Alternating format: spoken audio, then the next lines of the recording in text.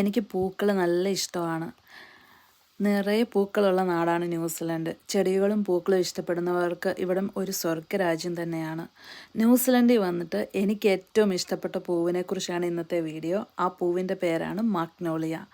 നമ്മുടെ താമരപ്പൂ എനിക്ക് ഭയങ്കര ഇഷ്ടമാണ്. അപ്പോൾ അതുമായിട്ട് മാഗ്നോളിയയ്ക്ക് നല്ല സാമ്യം എനിക്ക് തോന്നാറുണ്ട്.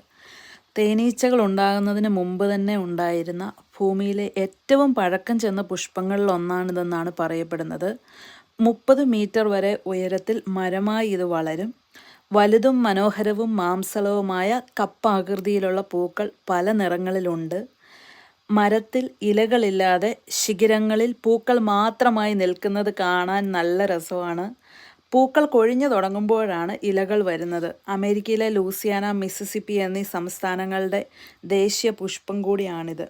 അപ്പം ഈ പൂ നിങ്ങൾക്ക് ഇഷ്ടമായോ എന്ന് കമൻറ്റ് ചെയ്യണം. അതുപോലെ തന്നെ നിങ്ങൾക്ക് ഏറ്റവും ഇഷ്ടപ്പെട്ട പൂ ഏതാണെന്നും കമൻറ്റ് ചെയ്യണം.